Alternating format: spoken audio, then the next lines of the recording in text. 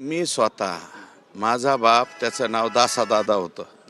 ते उभ्या आयुष्यात कधीच कोणाला घाबरला नाही आणि सुरेश धस कोणाच्याच बापाला भेट नाही हे तुम्हाला स्पष्ट सांगले आहे. नाही, धनंजय मुंडे बाप बाप होता है, बेटा बेटा अमोल पटकरी फार लहान आहे बरं का. माझी त्याला एकदा विनंती, अमोल तू कोणाच्या बी नादी लाग, या रगेलच्या नादी लागू नको, तुला लय महागात पडल. मी आत्ता एकदा त्याचं ऐकून घेतो, पण वडिलकीच्या नात्याने त्याला समज देतो. तुझं कुणीकडं बी दुकान चालव, माझ्यावर दुकान चालवू नको, तुझं अवघड होईल.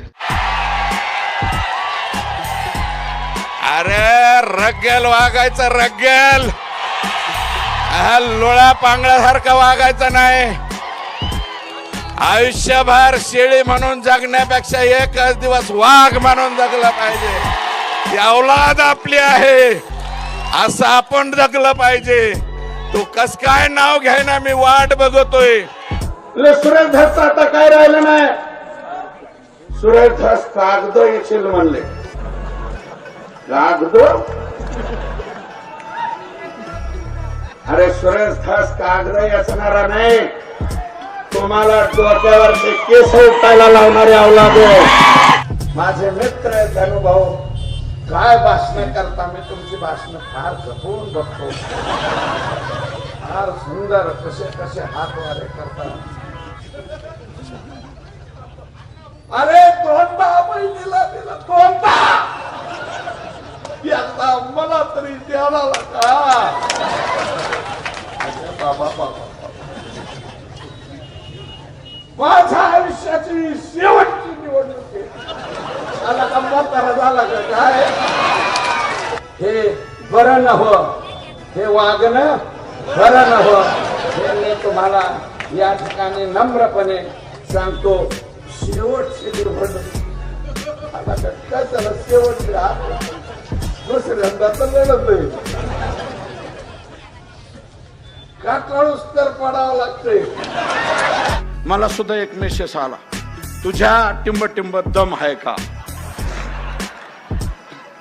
आता हे कोणत्या मापकाने तपासायचं.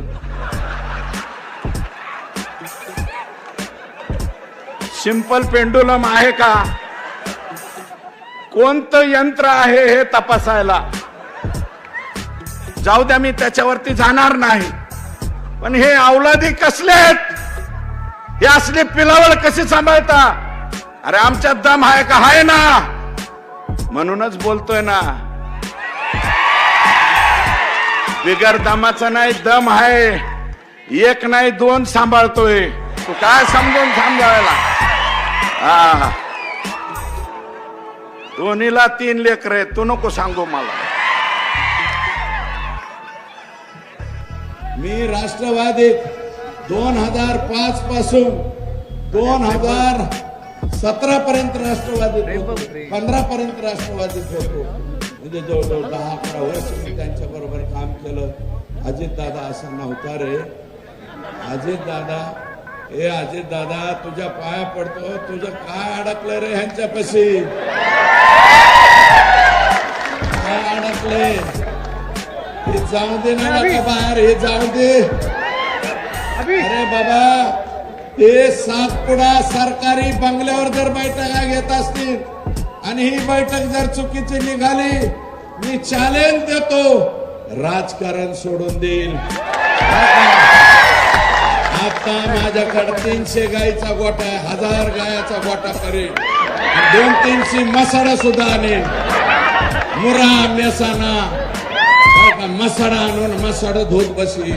तुम्हाला चांगले मोठाले आणि जे माणसं चांगले आहेत, पंकत आहेत, तुम्हाला माणसं जमत नाही. तुम्हाला असे पाहिजे, जी हुजूर आमची औलाद जी हुजूर करणारी नाही. आमची औलाद स्वाभिमानी औलाद आहे, तुमच्या पुढे जी हुजूर करणार नाही. माझ्याकडे साखर कारखाना नाही, माझ्याकडे शिक्षण संस्था नाही, मी शिक्षण सम्राट नाही, साखर सम्राट नाही. मी अजून कुठलाही सम्राट, वाळू बिळू तर लय लांब राहिली. तिकडे राजकारणात एवढे पैसे लागतात, खर्च कुठून चालतो तुमचा? चालते मिळतं ना एवढं, म्हणजे काय एकदम संत तुकाराम आहेत काय खरं खुरं